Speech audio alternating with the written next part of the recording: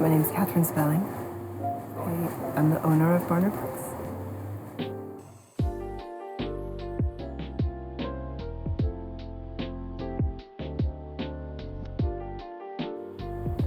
was founded by Jim Barner, hence the name.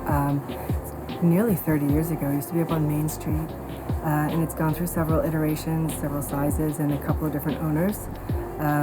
David Friedman was the owner just before me. I was a happy customer here. I found out the store was being sold, and I realized that it was probably a long time coming for me to actually own a bookstore, as I'd done just about everything else at bookstores.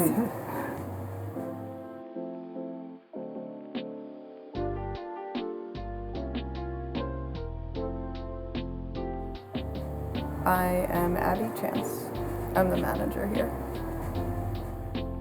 I was approached by the prior owner of the store to help out with listing some of our books online part-time, and then over the years the position of manager opened up, so I was manager for all that time, and then in 2020 David sold the business to Catherine, and we've been working together ever since. I think we just have our own very distinct style and sense of humor and aesthetics and everything that people enjoy when they come into a bookstore. You know, the building itself, you've got creaky floors and, you know, just all those touches that make you feel like you've stepped sort of into a sort of different time and place than when you're out on the streets and everything.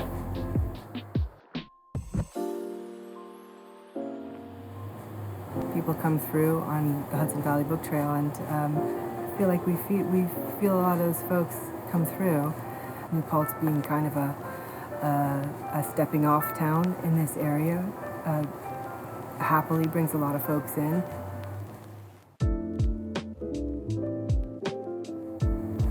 We've got all sorts of things. We've got, you know, board books for babies and books for, you know, students in their classes and stuff, but we do certainly keep an eye out for more special, rare pieces that get a home in our rare book section.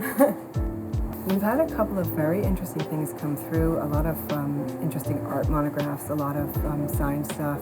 I mean, I can think of a few things that probably were rarer or more valuable, but my current favorite thing, it's a monograph, a Parisian art magazine called Verbs, published in the 40s in France, and this particular edition is tipped in prints of Picasso's drawings. But my favorite thing about it, honestly, is a little inscription: "To my darling wife, of love on our first anniversary, dated 1948. It's kind of why I love used books and why I would never want to do anything other than that. That you feel like books have a life before you, they're going to have a life with you, they're going to have a life after you. That's so important to me. I don't want to just sling new books. I want to keep the ones we have with the stories that they have and move them to their next home. At the moment, there's a couple things I'm most excited about that we have, I suppose.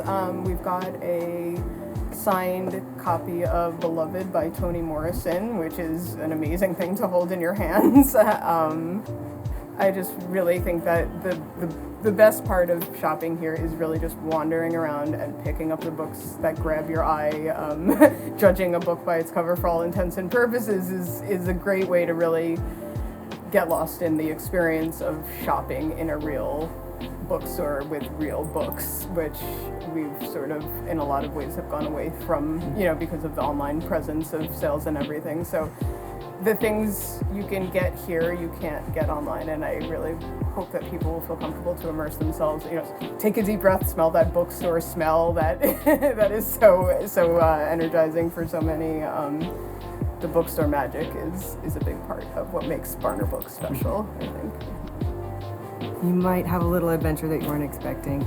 I think the beauty of brick and mortar is that it preserves some of the books that would otherwise sort of fall off the algorithms and the online charts. You know, be brave and get lost in the stacks, you know. For anybody who's looking for slightly weird, slightly interesting, slightly unexpected, used bookstores where you want to come. We welcome all of those folks.